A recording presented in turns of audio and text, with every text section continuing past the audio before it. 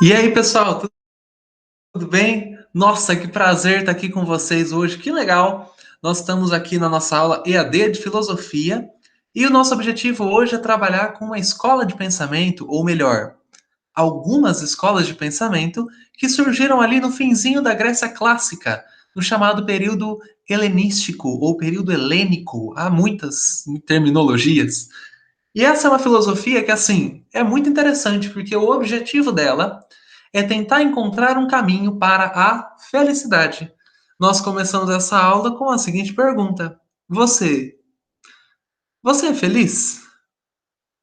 O que você faz para alcançar a felicidade? Bom, muitas pessoas não são felizes. Muitas pessoas não têm ideia do que é felicidade. Certa vez, conta-se uma história de que um índio e um português estavam ali, de boa, numa lagoa. O índio nadou, e o português perguntou para ele: Você está feliz? O índio respondeu: Claro! E o que é felicidade? Não tenho ideia. Gente, a palavra felicidade, alegria, ela é uma das palavras que mais explica os motivos da vida humana e das ações humanas. Nós queremos ser felizes. Talvez a filosofia helenística nos ajude a encontrar alguns caminhos. Nós vamos ver aqui como que eles pensavam a felicidade. Peço que você anote as suas perguntas, peço que você, por favor, se envolva com essa aula e na live leve as suas questões, leve os seus questionamentos. Vamos lá. Pessoal, qual é o contexto histórico em que essa filosofia se desenvolve? Ela se desenvolve, como nós dissemos, na cultura helênica, cultura que o Alexandre o Grande criou. Alexandre o Grande dominou um enorme de um território, enorme, inclusive a Grécia. Logo após a Guerra do Peloponeso, em que Atenas e Esparta brigam entre si, Alexandre o Grande vem e domina toda a Grécia, e não só a Grécia, ele chega às portas da Índia. Seu território era grande, fazendo jus ao personagem. E aí esse Alexandre começa a fazer uma fusão de elementos. Ele começa a fundir elementos culturais gregos com elementos culturais orientais, dos egípcios, dos mesopotâmicos. O Alexandre vai mesclando essas culturas. É a cultura helênica, helenística, perdão. E essa cultura, ela tem esses vários veios culturais que se conectam. Alexandre construía cidades, por exemplo, Alexandria, que tem o nome por causa dele, para serem centros de pensadores de todo o seu império, para terem bibliotecas e coisas assim. E o Alexandre incentivava tanto a fusão cultural que obrigava alguns dos seus generais a casarem com a elite dos lugares que ele tinha dominado. Olha que doideira. Mas, com tudo isso, o mundo grego passa por uma mudança violenta. Porque antes de Alexandre o Grande, no mundo grego existia a chamada polis, a cidade. Só que a polis, ela é uma cidade única, uma forma única de viver a vida urbana. A polis tem liberdade de fazer política. Lembra, cada cidade tinha sua estrutura social e política na Grécia. A polis é uma estrutura de liberdade. Foi na polis que Platão e Aristóteles escreveram. Mas agora acabou. Agora Alexandre dominou toda a Grécia. Agora a Grécia é dele. E não só a Grécia, muitos territórios. O que acontece? Saímos do mundo das polis e fomos para o mundo cosmópolis, cosmopolis, o mundo do império. Ao invés de ser aquela realidade onde cada cidade tinha autonomia e liberdade, hoje Alexandre faz a política. Alexandre define coisas. As cidades perdem a sua liberdade. Há um desmoronamento da liberdade da polis. Antes elas podiam definir quem era cidadão, quem não era. Agora todos são súditos de Alexandre. Isso gera uma mudança enorme na filosofia, muito grande. A mudança está no seguinte: se agora a política está apenas nas mãos de Alexandre, para que os caras vão fazer política? Para que os filósofos vão pensar em política? Não tem porquê. Não tem por que pensar em política, porque agora a política não é mais uma coisa do povo. agora a política de Alexandre. Então, a filosofia que surge no helenismo é uma filosofia que não se atenta à política. Ah, e eles vão procurar as grandes explicações, o mundo das ideias. Não, também. Na verdade, essa filosofia foca no indivíduo em tempo de mudança, em tempo de crise. Ela tenta criar um caminho para que se encontre a ataraxia, a alma imperturbável, uma alma feliz. Como que o indivíduo pode ser feliz nesse mundo que está mudando, que é o mundo de Alexandre? Virão os filósofos helênicos que nós já vamos estudar. Bom, você vê aí o território de Alexandre, eu coloquei esse mapa que é antes da conquista dele. Alexandre dominava só aquela parte verde, passou a dominar todo esse resto. A conquista de Alexandre é uma das maiores proezas militares que foi feita na história que nós conhecemos. E ela é muito significativa, mudou o mundo da época. Nesse sentido, os filósofos vão procurar a ataraxia, procurar a felicidade. E a primeira escola que nós estudaremos é o tal do cinismo, ou quínicos. Hoje, a palavra cinismo é usada para se referir àquelas pessoas que. Como que a gente pode dizer? Aquelas pessoas que chegam a ser ofensivas no seu jeito de falar, que não são totalmente honestas, que são irônicas. Usamos a palavra cinismo para isso. Mas na época não tem nada a ver. Na verdade, a palavra kínikos vem da palavra grega kyros, que significa cachorro, cão. Cachorro? Como assim? Nossos amigos do cinismo, dessa escola de pensamento, eles pensavam da seguinte forma: olha, para nós sermos felizes, nós não precisamos de muita coisa. A vida simples nos basta, como a vida dos animais. E as pessoas deram um apelido ofensivo para eles. Começaram a chamar os cínicos de cães. E eles adotaram o nome. Por isso que é esse nomezinho que é dado a essa escola de pensamento. E ela é representada por dois grandes pensadores, Diógenes de Sinope e Crates. O Diógenes é o pai dessa escola. E ele está aí, nessa foto, nesse quadro que vocês veem, num barril, parece que não, mas é um barril atrás dele, e ele está afastando uma pessoa. Já vamos comentar sobre o quadro, mas primeiro olharemos para o Diógenes. O que o Diógenes prega, o que ele acredita? Qual é a sua filosofia? Primeira coisa que o Diógenes diz é que para que o homem seja feliz, ele deve ser autêntico. Ele não deve reproduzir os valores sociais que ele conhece. Não, não. Ele precisa de autenticidade. O homem é feliz no momento em que ele vive do jeito que ele quer viver. Ele é feliz no momento em que ele atende aos seus desejos e se torna quem ele de fato é.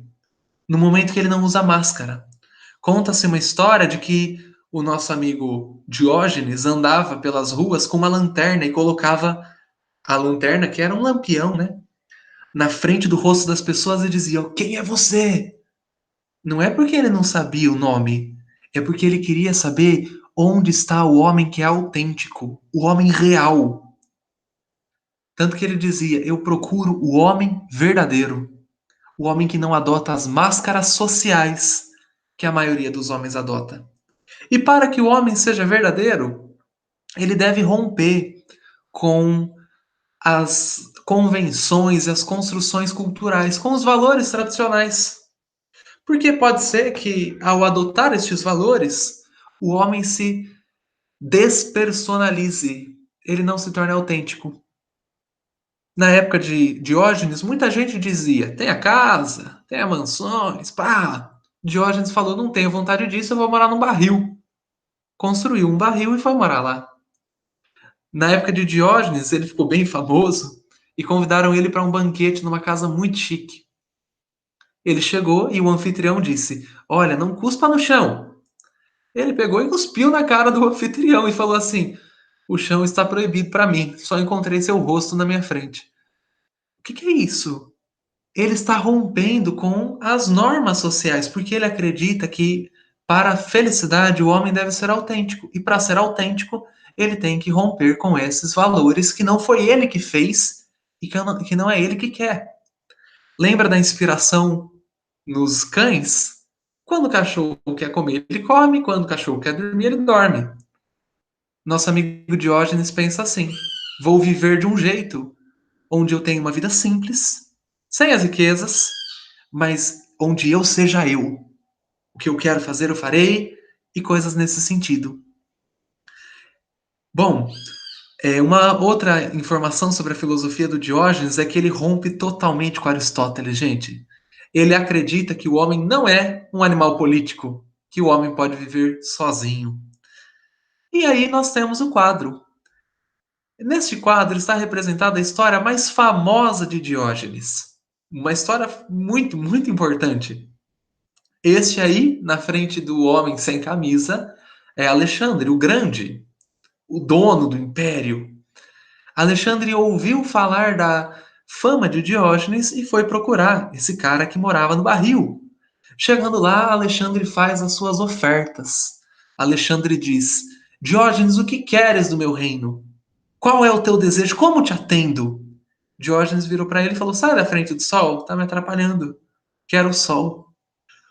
Alexandre o Grande fica muito irritado, tira a sua espada e ameaça matar Diógenes. Mas Diógenes explica: Alexandre, não precisa de nada. Tenho a vida simples. Quero o sol. Os animais precisam do sol, eu quero o sol. Alexandre, o mundo é a minha cidade. Eu sou cosmopolitano, eu não preciso de nada para viver. Desprezo os bens materiais. Eu preciso ser eu, ser autêntico. Olha, é uma filosofia radical essa, mas não é a única deste período. Há uma outra escola filosófica que é a do epicurismo, do Epícoro. Esse moço, ele tem uma filosofia que, olha, ela nos surpreende. O Epícoro, ele foi acusado de ser ateu, o Epícoro, nossa, foi xingado, mas a filosofia dele foi reconhecida como um modelo para muitas pessoas. O Epícoro é chamado de hedonista. O que é um hedonista? É a pessoa que procura o prazer. Oh, quando a gente fala isso, pode ser honesto. Quando nós falamos isso, procurar o prazer, na sua cabeça estoura um monte de coisa, né? Você pensa, uau, esse cara é muito louco. Na verdade, o Epícoro, ele vai ter uma ideia um pouco mais profunda. O Epícoro, ele vai dizer assim: nós precisamos encontrar a ataraxia, a felicidade da alma. Para isso, nós devemos perseguir o que é bom e fugir do que é mal.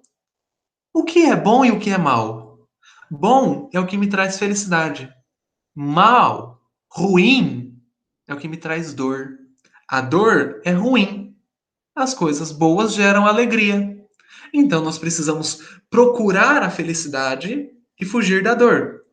Como encontramos a felicidade? Aí vem o Epícoro e ele dirá assim: através da satisfação dos prazeres. Mas que prazeres? Dos prazeres simples. Epícoro dirá que há três prazeres na vida: os prazeres naturais e necessários, prazeres naturais e desnecessários, prazeres não naturais e desnecessários. Naturais e necessários: comer. Ok. Naturais e desnecessários: comer McDonald's. Comer é uma necessidade.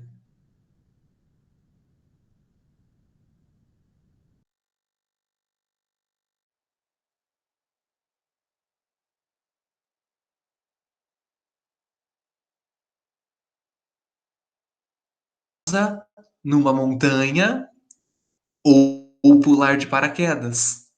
Isso não é natural e isso não é necessário. O Epícoro ele dirá assim: os prazeres que devem ser buscados são os prazeres naturais e necessários.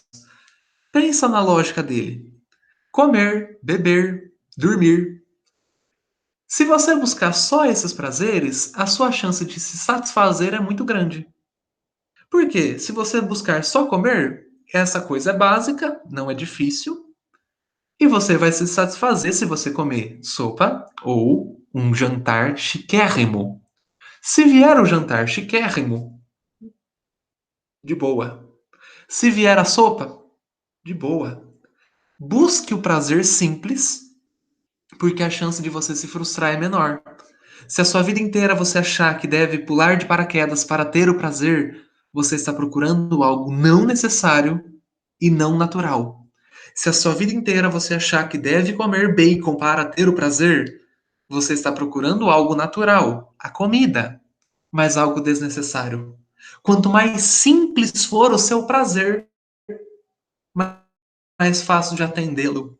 E Epicuro dirá: não há o que temer disso. Não há o que temer quanto a...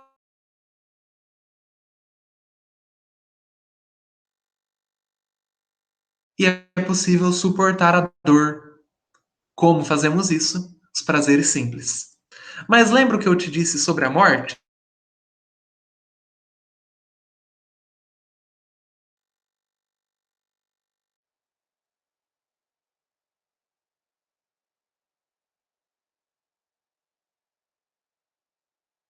Também falou sobre lógica, o pensamento e a física, o mundo. Na lógica do Epicuro, nós aprendemos pelas sensações. Inclusive, Epicuro dirá que as sensações são a única coisa que dá para confiar. Nenhum homem consegue saber das coisas sem tê-las visto ou sentido elas. Chamamos isso de empirismo. O conhecimento vem pelas sensações. Nosso amigo Epicuro, ele é defensor da atomística não determinista. O que é isso? Atomística tem a ver com átomo.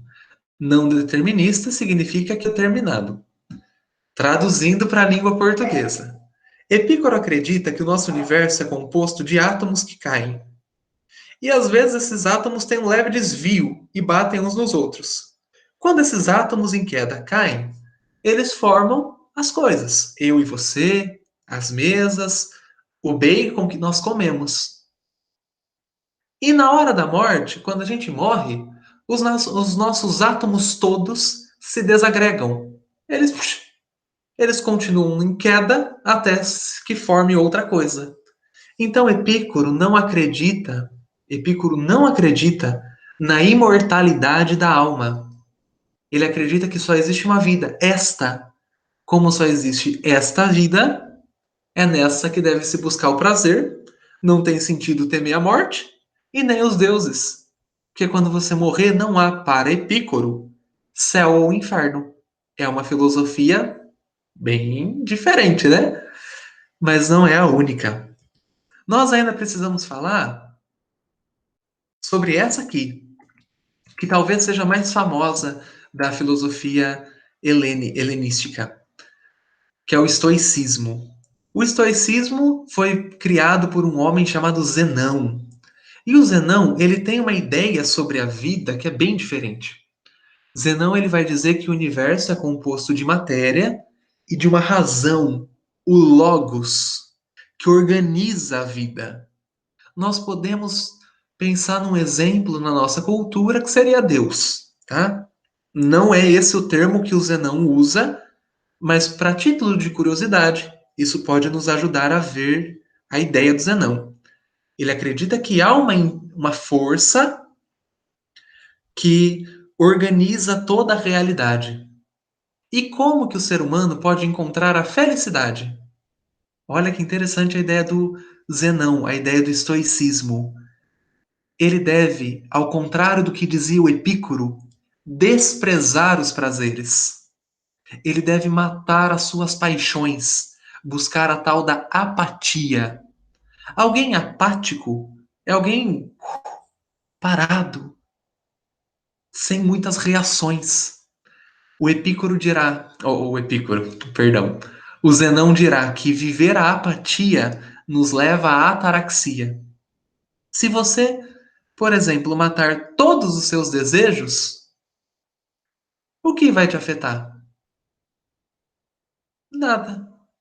Ah, eu tenho o desejo de manter essa minha casa para sempre. Você vai viver perturbado pelo desejo e pelo medo de perder sua casa. Se você simplesmente matar este desejo, o que te afeta? Tendo caso ou não, você está feliz. Ah, mas eu quero ser feliz. Ué, mate o desejo. Não busque a felicidade assim pela felicidade. Mate as suas paixões, não viva por elas, e aí você consegue viver sem peso. Essa é a ideia do estoico. O estoico, ele vai dizer que nós não devemos nos preocupar com as coisas que fogem ao nosso controle.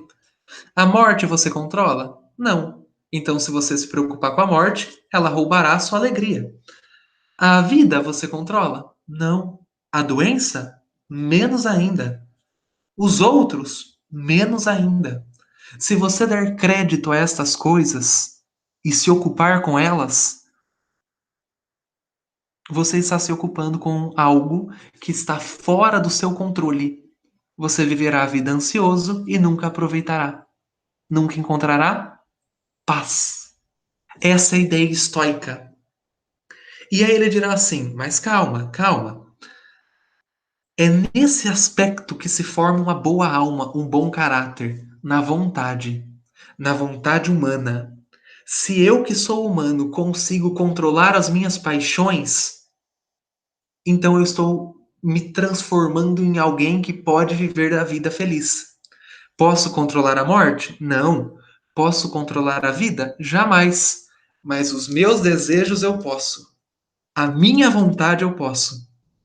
Então, onde é que está a chance da alegria, da felicidade? A chance da alegria está no homem trabalhar nas suas vontades para matar o desejo e aceitar a vida. É o que o Epicuro vai chamar de amor fati, amor aos fatos. As únicas coisas que existem são do jeito que elas existem. E se nós aceitarmos eles como eles são, temos felicidade. A única família que você tem é a sua. Se você quiser ficar pensando em ter outra, isso é impossível. O único nariz que você tem é o seu. Se você ficar pensando em ter outro, gastará neurônios à toa. Agora, se você aceitar essas coisas, você tem uma preocupação a menos e vive leve. A filosofia do Zenão entende que o homem deve se resignar, no sentido de aceitar o que ele não pode mudar. E ele tem uma frase, ele dizia: domina-te a ti mesmo. Domine o seu próprio corpo, sua própria vontade.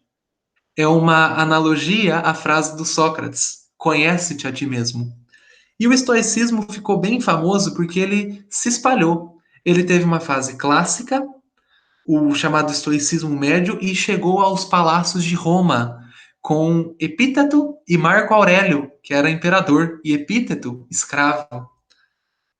Essas fases, nós vamos estudar todas elas, fique tranquilo.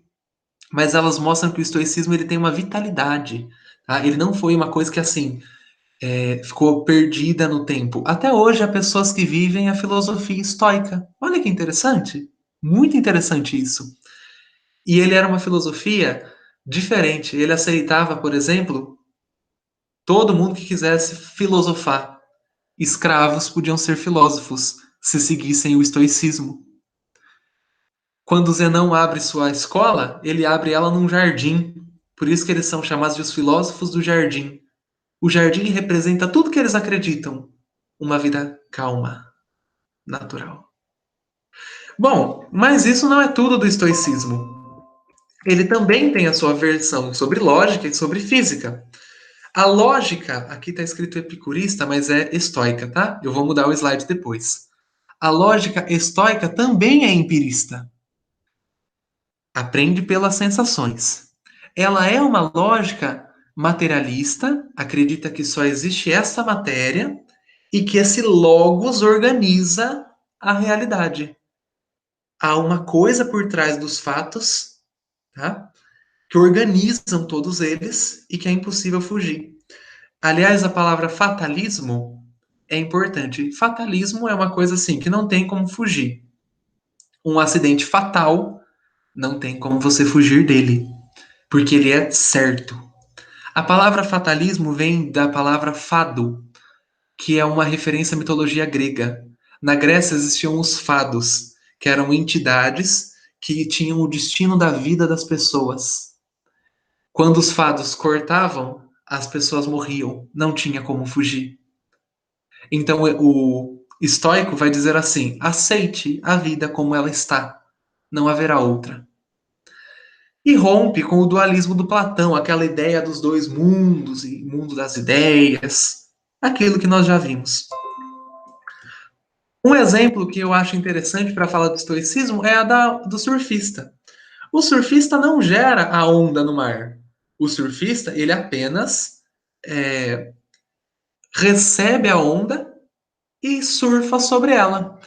Se tem onda, ele vai surfar e vai seguir o caminho da onda. Se não tem onda, ele vai ficar ali. Ele tem poder sobre isso? Não. O surfista é um exemplo do estoicismo. Quando a onda vier, nossa meta é surfar sobre ela, tá? Por último, temos o ceticismo de Pirro. E é fácil esse. Pirro, ele defende o seguinte, olha, não dá para o ser humano alcançar a verdade. Não dá. É inútil fazer isso. Se o ser humano ficar procurando a verdade, ele vai morrer cansado. Então aceite que a verdade está além do ser humano, e quando você tiver entre duas coisas contraditórias, não faça julgamentos. Faça uma supressão do julgamento da verdade. Você não vai encontrar ela? Então, se você ficar a vida inteira procurando a verdade, vai gastar à toa. Se você aceitar que a verdade nunca estará ao seu alcance, você conseguirá ser feliz, porque você não terá preocupações além do que é necessário. Isso vai levá-lo à ataraxia.